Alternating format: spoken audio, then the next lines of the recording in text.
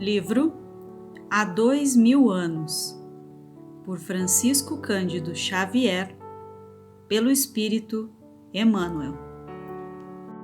Primeira parte 2. Um escravo.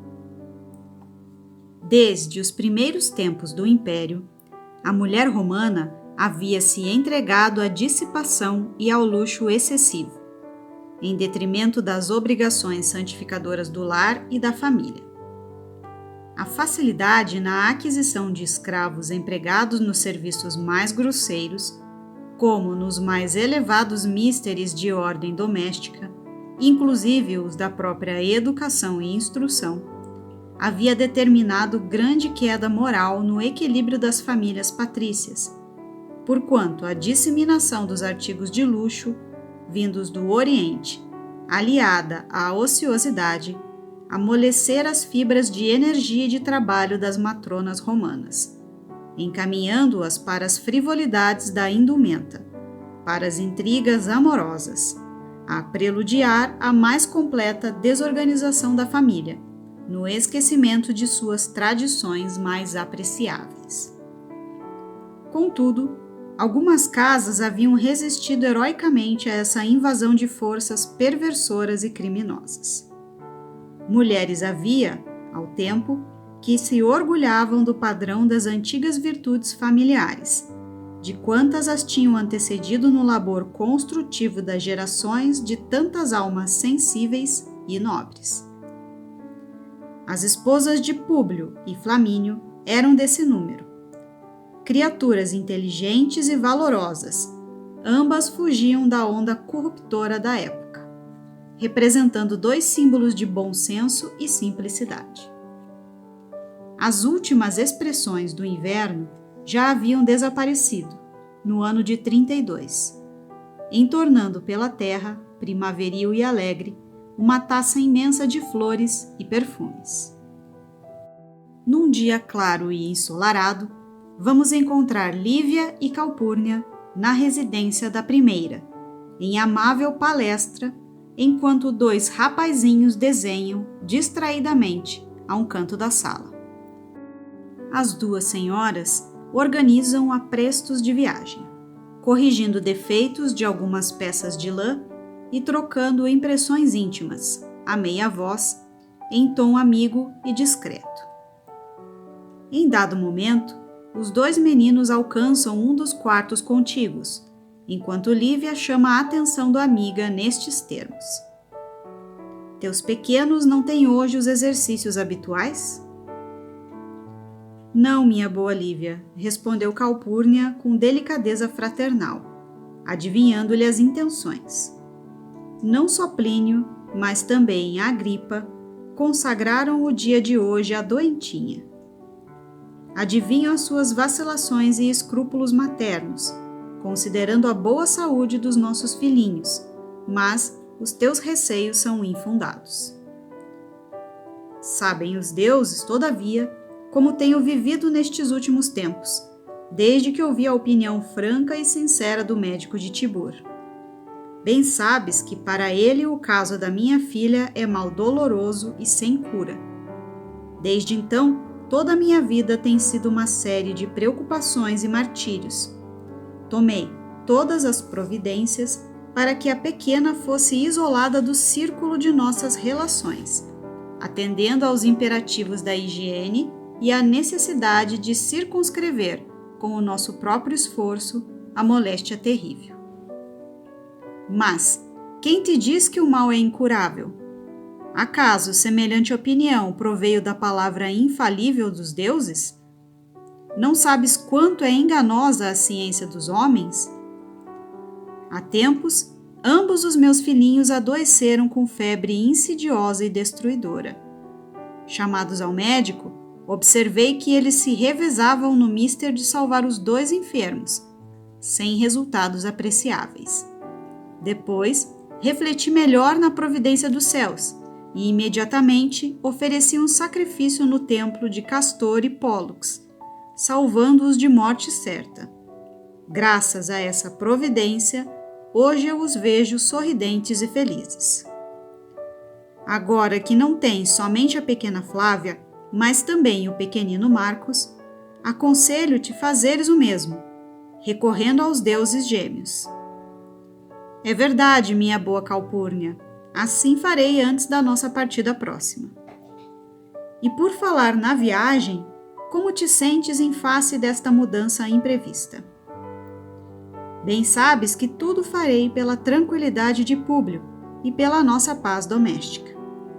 Há muito noto Públio abatido e doente, em razão de suas lutas exaustivas ao serviço do Estado. Jovial e expansivo, de tempos a esta parte, tornou-se taciturno e irritadiço. Enerva-se com tudo e por tudo, acreditando eu que a saúde precária de nossa filhinha contribua decisivamente para sua misantropia e mau humor.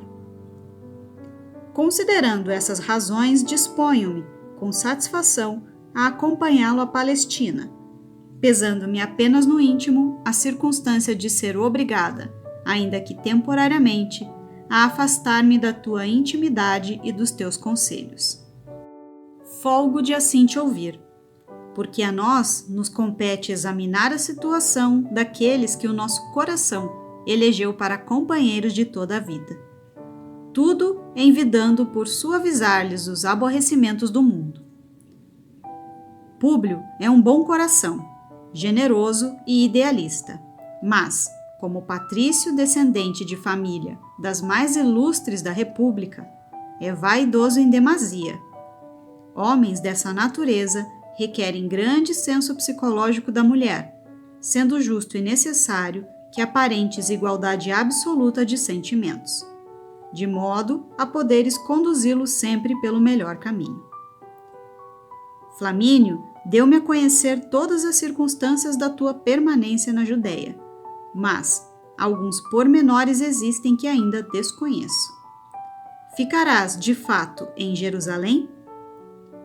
Sim, Públio deseja que nos fixemos na mesma residência do seu tio Sálvio, em Jerusalém, até que possamos eleger o melhor clima da província, de maneira a beneficiar a saúde de nossa filhinha. Está bem, exclamou Calpurnia, assumindo ares da maior discrição. Em face da tua inexperiência, sou obrigada a esclarecer o teu espírito, considerando a possibilidade de quaisquer complicações futuras. Lívia surpreendeu-se com a observação da amiga, mas, todo ouvidos, revidou impressionada. Mas que queres dizer? Sei que não tens um conhecimento mais acurado dos parentes do teu marido, que há tanto tempo se conservam ausentes de Roma, murmurou Calpurnia, com as minudências características do espírito feminino.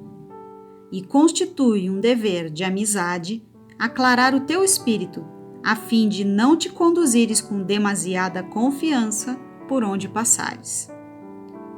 O pretor Salvio Lentulus, que há muitos anos foi destituído do governo das províncias e agora tem simples atribuições de funcionário junto ao atual procurador da Judéia, não é bem um homem idêntico a teu marido, que, se tem certos defeitos de família, é um espírito muito franco e sincero. Eras muito jovem quando se verificaram acontecimentos deploráveis em nosso ambiente social, com referência às criaturas com quem agora vais conviver. A esposa de Sálvio, que ainda deve ser uma mulher moça e bem cuidada, é irmã de Cláudia, mulher de Pilatos, a quem teu marido vai recomendado, em caminho da alta administração da província. Em Jerusalém, vais encontrar toda essa gente, de costumes bem diferentes dos nossos, e precisas pensar que vais conviver com criaturas dissimuladas e perigosas.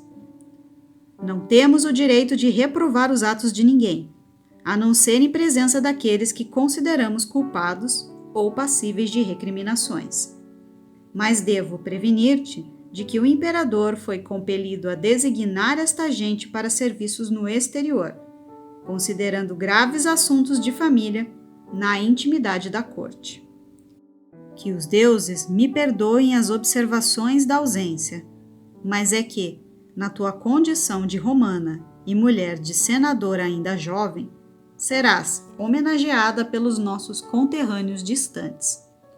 Homenagens que receberás em sociedade como ramaletes de rosas cheios de perfume, mas também cheios de espinho.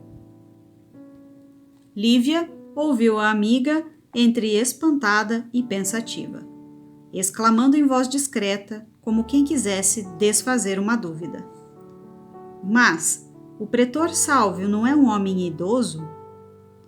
Estás enganada. É pouco mais moço que Flamínio, mas os seus apuros de cavalheiro fazem da sua personalidade um tipo de soberba aparência. Como poderei levar a bom termo os meus deveres, no caso de me cercarem as perfídias sociais, tão comuns em nosso tempo, sem agravar o estado espiritual de meu esposo? Confiemos na providência dos deuses, murmurou Calpurnia, deixando transparecer a fé magnífica do seu coração maternal. Mas as duas não conseguiram prosseguir na conversação. Um ruído mais forte denunciava a aproximação de Públio e Flamínio, que atravessavam o vestíbulo procurando-as. Então, exclamou Flamínio, bem-humorado, assomando a porta com um malicioso sorriso. Entre a costura e a palestra, deve sofrer a reputação de alguém nesta sala, porque já dizia meu pai que mulher sozinha pensa sempre na família. Mas, se está com outra, pensa logo nos outros. Um riso sadio e geral coroou as suas palavras alegres, enquanto o Públio exclamava contente: Estejamos sossegados, minha Lívia, porque tudo está pronto e a nosso inteiro contento. O imperador prontificou-se a auxiliar-nos generosamente com as suas ordens diretas, e, daqui a 3 dias, uma galera nos esperará nas cercanias de Ostia, de modo a viajarmos tranquilamente. Lívia sorriu satisfeita e confortada, enquanto do apartamento da pequena Flávia assomavam 2 cabeças risonhas, preparando-se Flamínio para receber nos braços, de uma só vez, os 2 filhinhos.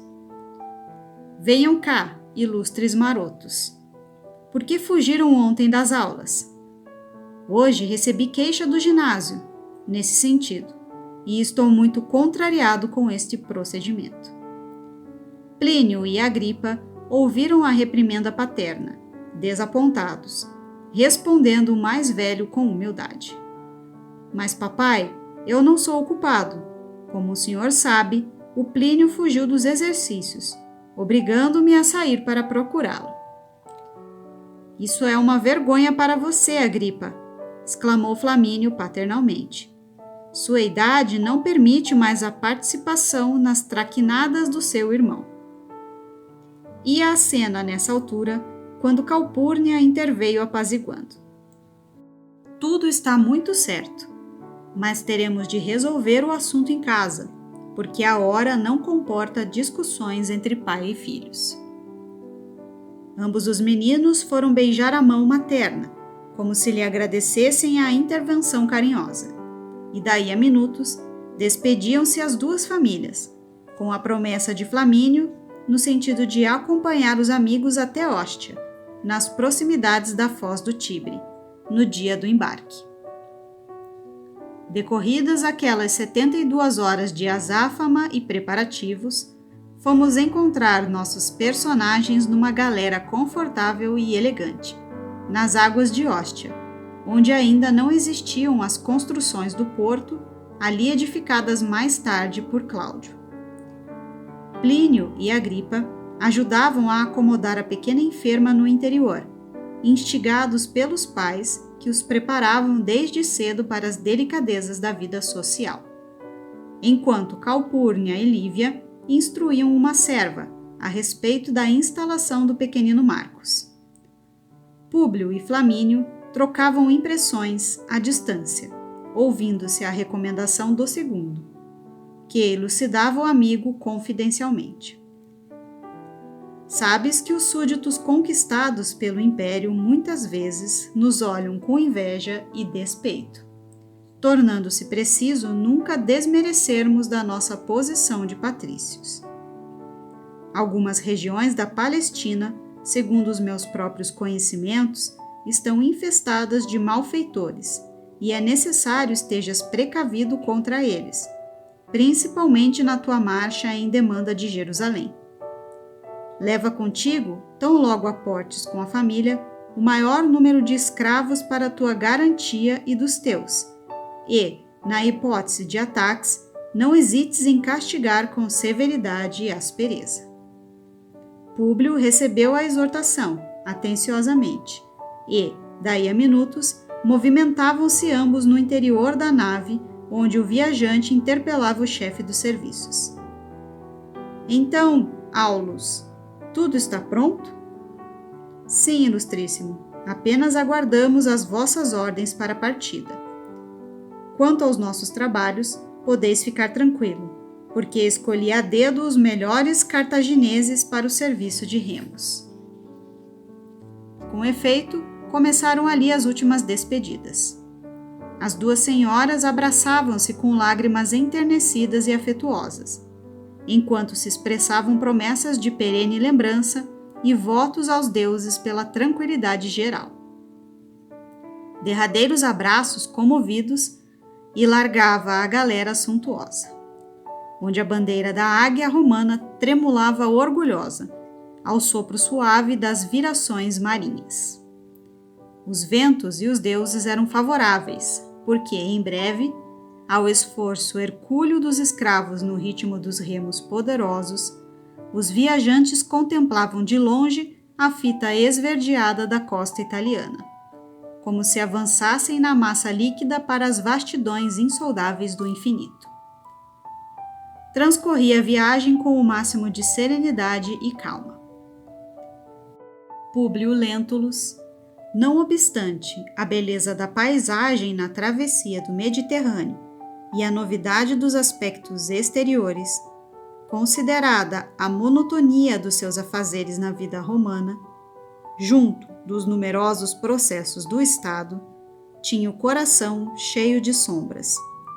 Debalde, a esposa procurara aproximar-se do seu espírito irritado, buscando tanger assuntos delicados de família, com o fim de conhecer e suavizar-lhe os íntimos dissabores.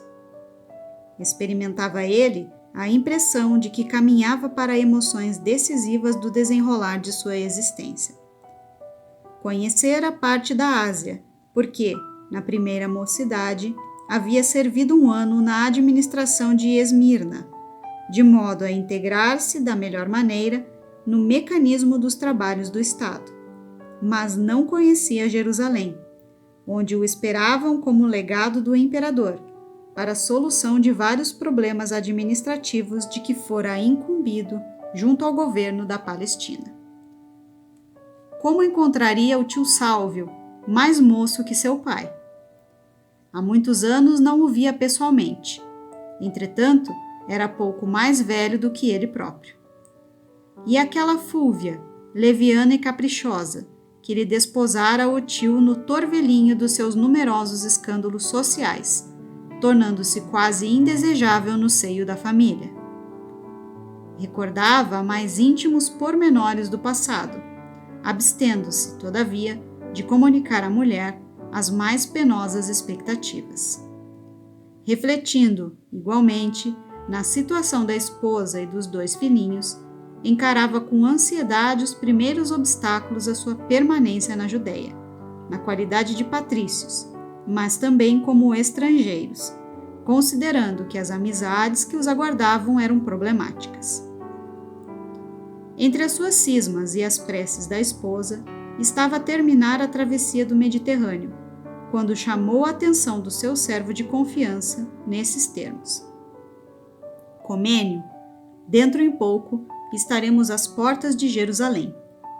Mas, antes que isso se verifique, temos de realizar pequena marcha, depois do ponto de desembarque, reclamando-se muito cuidado de minha parte com relação ao transporte da família. Esperam-se alguns representantes da administração da Judéia, mas certamente estaremos acompanhados dos teus cuidados, pois vamos aportar a região para mim desconhecida e estrangeira. Reúne todos os servos sobre as tuas ordens, de modo a garantirmos absoluta segurança pelo caminho. Senhor, contai com o nosso desvelo e dedicação, respondeu o servidor, entre respeitoso e comovido. No dia imediato, Públio Lentulus e comitiva desembarcavam em pequeno porto da Palestina, sem incidentes dignos de menção.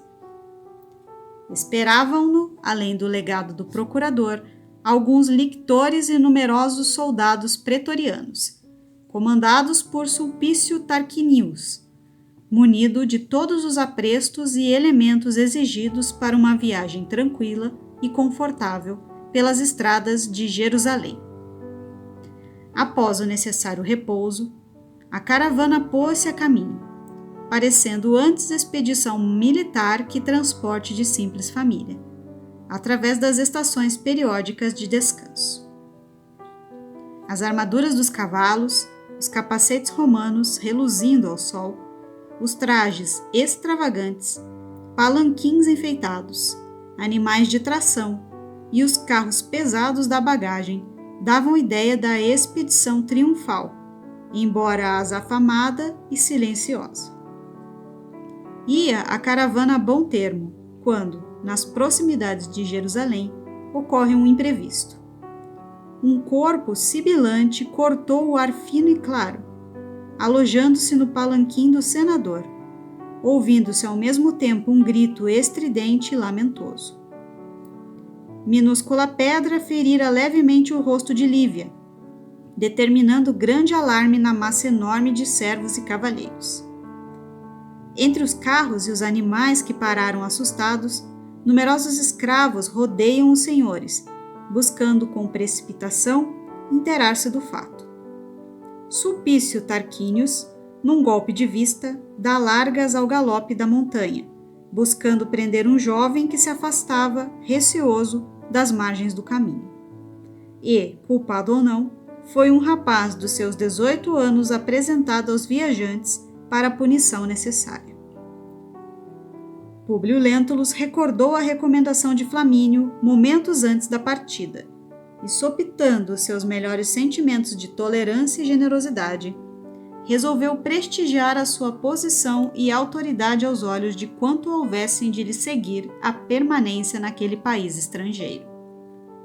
Ordenou providências imediatas aos lictores que o acompanhavam, e ali mesmo, ante as claridades mordentes do sol, a pino, e sob o olhar espantado de algumas dezenas de escravos e centuriões numerosos, determinou que vergastassem sem comiseração o rapaz pela sua leviandade. A cena era desagradável e dolorosa. Todos os servos acompanhavam, compungidos, o estalar do chicote no dorso seminu daquele homem ainda moço, que gemia em soluços dolorosos, sob o látego despótico e cruel. Ninguém ousou contrariar as ordens impiedosas, até que Lívia, não conseguindo contemplar por mais tempo a rudeza do espetáculo, pediu ao esposo em voz súplice: Basta, Plínio, porque os direitos da nossa condição não traduzem deveres de impiedade. O senador considerou então a sua severidade excessiva e rigorosa. Ordenou a suspensão do castigo doloroso, mas, a uma pergunta de Sulpício quanto ao novo destino do infeliz, falou em tom rude e irritado: para as galeras. Os presentes estremeceram, porque as galeras significavam a morte ou a escravidão para sempre.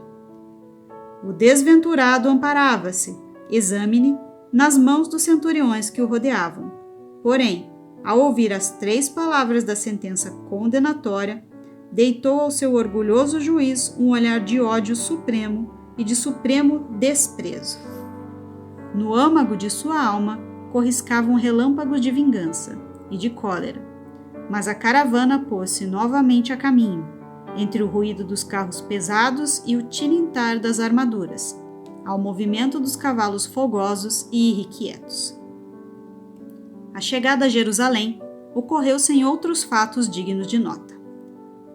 A novidade dos aspectos e a diversidade das criaturas é que impressionaram os viajantes no seu primeiro contato com a cidade, cuja fisionomia, com raras mudanças, no decurso de todos os séculos, foi sempre a mesma, triste e desolada, preludiando as paisagens ressequidas do deserto. Pilatos e sua mulher encontravam-se nas solenidades de recepção ao senador, que ia, como legado de Tibério, junto da administração da província, encarnando o princípio da lei e da autoridade. Salvio Lentulus e a esposa, Fúlvia Prócula, receberam os parentes com aparato e prodigalidade. Homenagens numerosas foram prestadas a Públio Lentulus e sua mulher, salientando-se que Lívia fosse, em razão das advertências de Calpurnia, ou em vista da sua acuidade psicológica, reconheceu logo que naquele ambiente não palpitavam os corações generosos e sinceros dos seus amigos de Roma, experimentando, no íntimo, dolorosa sensação de amargura e ansiedade. Verificara com satisfação que a sua pequena Flávia havia melhorado, não obstante a viagem exaustiva, mas, ao mesmo tempo, torturava-se percebendo que Fúlvia não possuía amplitude de coração para acolhê-los sempre com carinho e bondade. Notara que, ao lhe apresentar a filhinha enferma, a Patrícia vaidosa fizera um movimento instintivo de recuo, afastando sua pequena Aurélia, filha única do casal, do contato com a família, apresentando pretextos inaceitáveis. Bastou um dia de permanência naquele lar estranho para que a pobre senhora compreendesse a extensão das angústias que a esperavam ali, calculando os sacrifícios que a situação exigiria do seu coração sensível e carinhoso. E não era somente o quadro familiar, nos seus detalhes impressionantes, que lhe torturava a mente trabalhada de expectativas pungentes. Deparando-se-lhe Pôncio Pilatos, no próprio momento de sua chegada, sentira, no íntimo, que havia encontrado um rude e poderoso inimigo. Forças ignoradas do mundo intuitivo falavam ao seu coração de mulher, como se as vozes do plano invisível lhe preparassem o espírito para as provas aspérrimas dos dias vindouros. Sim, porque a mulher, símbolo do santuário do lar e da família, na sua espiritualidade, pode, muitas vezes, numa simples reflexão, devassar mistérios insondáveis dos caracteres e das almas, na tela espessa e sombria das reencarnações sucessivas e dolorosas. Públio Lentulus, ao contrário, não experimentou as mesmas emoções da companheira. A diversidade do ambiente modificara-lhe um tanto as disposições íntimas, sentindo-se moralmente confortado em face da tarefa que lhe competia desempenhar no cenário novo de suas atividades de homem de Estado.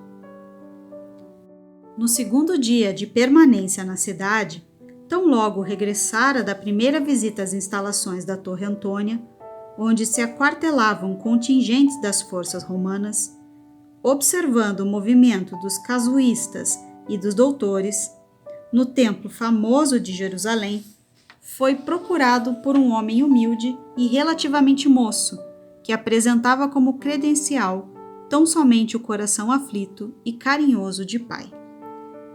Obedecendo mais aos imperativos de ordem política que ao sentimento de generosidade do coração, o senador quebrou as etiquetas do momento, recebendo-o no seu gabinete privado, disposto a ouvi-lo. Um judeu, pouco mais velho que ele próprio, em atitude de respeitosa humildade e expressando-se dificilmente de modo a fazer-se compreendido, falou-lhe nesses termos: Ilustríssimo senador, sou André, filho de Gioras, operário modesto e paupérrimo, não obstante numerosos membros da minha família terem atribuições importantes no templo e no exercício da lei. ouso vir até vós reclamar o meu filho Saul, preso há 3 dias por vossa ordem e remetido diretamente para o cativeiro perpétuo das galeras. Peço-vos clemência e caridade na reparação desta sentença de terríveis efeitos para a estabilidade da minha casa pobre. Saul é o meu primogênito, e nele deposito toda a minha esperança paternal. Reconhecendo-lhe a inexperiência da vida, não venho inocentá-lo da culpa, mas apelar para que a vossa clemência e magnanimidade, em face da sua ignorância de rapaz, jurando-vos, pela lei, encaminhá-lo doravante pela estrada do dever austeramente cumprido. Públio recordou a necessidade de fazer sentir a autoridade da sua posição, revidando com o orgulho característico das suas resoluções. Como ousa discutir minhas determinações, quando guardo a consciência de haver praticado a justiça? Não posso modificar minhas deliberações, estranhando que um judeu ponha em dúvida a ordem e a palavra de um senador do império, formulando reclamações dessa natureza. Mas, Senhor, eu sou pai. Se o és, por que fizeste de teu filho um vagabundo e um inútil? Não posso compreender os motivos que levaram meu pobre Saul a comprometer-se desta maneira, mas juro-vos que ele é um braço forte dos meus trabalhos de cada dia. Não me cabe examinar as razões do teu sentimento, porque a minha palavra está dada irrevogavelmente. André de Gioras mirou Públio Lentulus de alto a baixo, ferido na sua emotividade de pai e no seu sentimento de homem, esfuziando de dor e de cólera reprimida. Seus olhos úmidos traíam íntima angústia, em face daquela recusa formal e inapelável, mas, desprezando todos os convencionalismos humanos, falou com orgulhosa firmeza. Senhor, eu desci da minha dignidade para implorar vossa compaixão, mas aceito a vossa recusa ignominiosa. Acabais de comprar, com a dureza do coração, um inimigo eterno e implacável. Com os vossos poderes e prerrogativas, podeis eliminar-me para sempre, seja reduzindo-me ao cativeiro ou condenando-me a perecer de morte infame. Mas eu prefiro afrontar a vossa soberbia orgulhosa. Plantastes agora uma árvore de espinhos, cujo fruto, um dia, amargará sem remédio o vosso coração duro e insensível, porque a minha vingança pode tardar, mas, como a vossa alma é inflexível e fria, ela será também indefectível e tenebrosa. O judeu não esperou a resposta do seu interlocutor. Amargamente emocionado com a veemência daquelas palavras, saindo do recinto a passo firme e de rosto erguido, como se houvesse obtido os melhores resultados da sua curta e decisiva entrevista. Num misto de orgulho e ansiedade, Públio Lentulus experimentou, naquele instante, as mais variadas gamas de sentimento a dominar-lhe o coração. Desejou determinar a prisão imediata daquele homem que lhe atirara em rosto as mais duras verdades, experimentando, simultaneamente, o desejo de chamá-lo a si, prometendo-lhe o regresso do filho querido, a quem protegeria com seu prestígio de homem de Estado. Mas a voz se lhe sumiu na garganta, naquele complexo de emoções que de novo lhe roubara a paz e a serenidade. Dolorosa opressão paralisou-lhe as cordas vocais, enquanto no coração angustiado repercutiam as palavras candentes e amarguradas. Uma série de reflexões penosas enfileirou-se no seu mundo íntimo, assinalando os mais fortes conflitos de sentimentos. Também ele não era pai e não procurava reter os filhinhos perto do coração? Aquele homem possuía as mais fortes razões para considerá-lo um espírito injusto e perverso. Recordou o sonho inexplicável que, relatado a Flamínio, fora a causa indireta da sua vinda para a Judéia, e considerou as lágrimas de compulsão que derramara em contato com o turbilhão de lembranças perniciosas da sua existência passada, em face de tantos crimes e desvios. Retirou-se do gabinete com a solução mental da questão em foco, ordenando que trouxessem o jovem Saul à sua presença com a urgência que o caso requeria, a fim de recambiá-lo à casa paterna, e modificando desta forma as penosas impressões que havia causado ao pobre André. Suas ordens foram expedidas sem delongas. Todavia, esperava-o desagradável surpresa, com as informações dos funcionários a quem competia a providência de semelhantes serviços.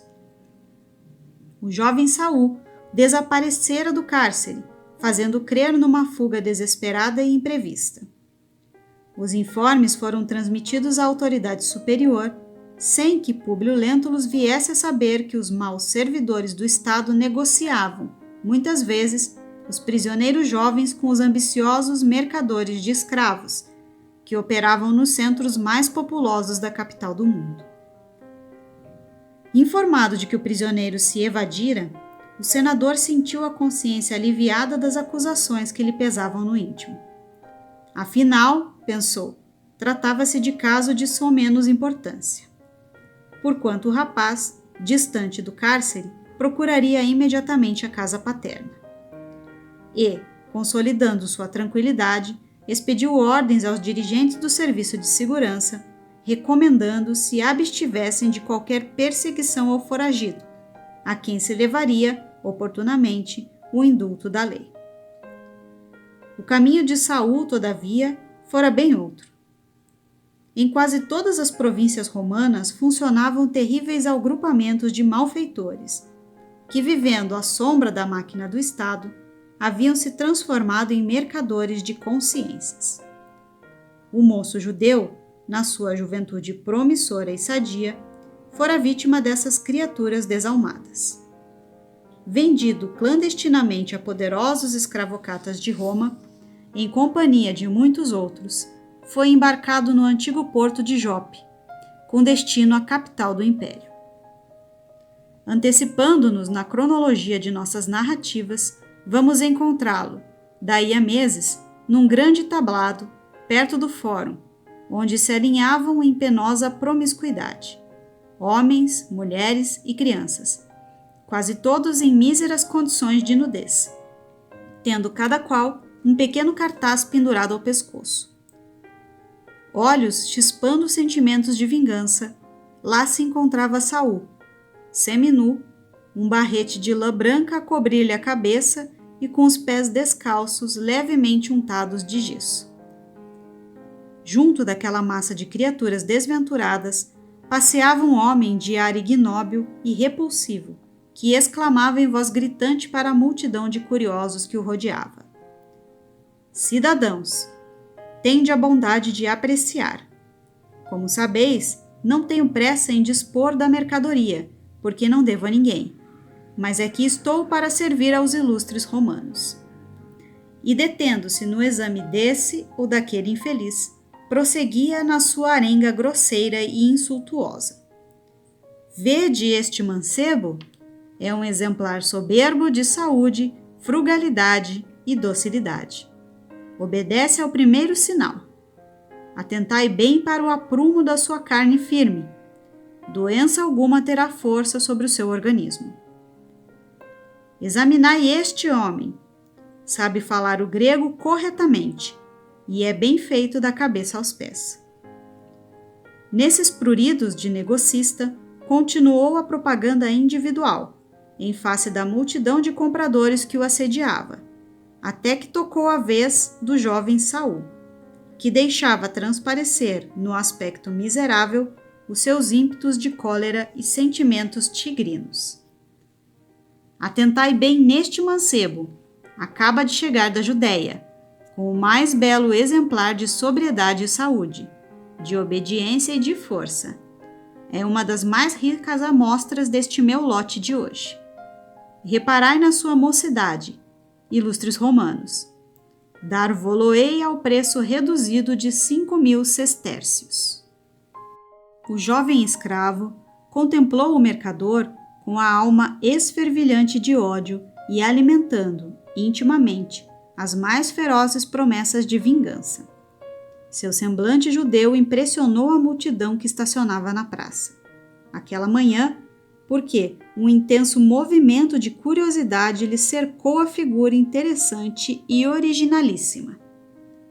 Um homem destacou-se da multidão, procurando o mercador, a quem se dirigiu a meia voz nesses termos: Flacos, meu senhor necessita de um rapaz elegante e forte para as bigas dos filhos. Este jovem me interessa. Não o darias ao preço de 4.000 sestércios? Vá lá, murmurou o outro em tom de negócio. Meu interesse é bem servir à ilustre clientela.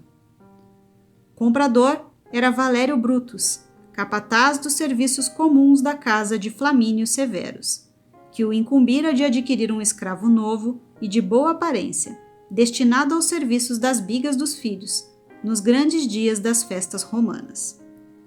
Foi assim que, imbuído de sentimentos ignóbeis e deploráveis, Saul, o filho de André, foi introduzido pelas forças do destino, junto de Plínio e de Agripa, na residência da família Severus, no coração de Roma, ao preço miserável de 4.000 sestércios.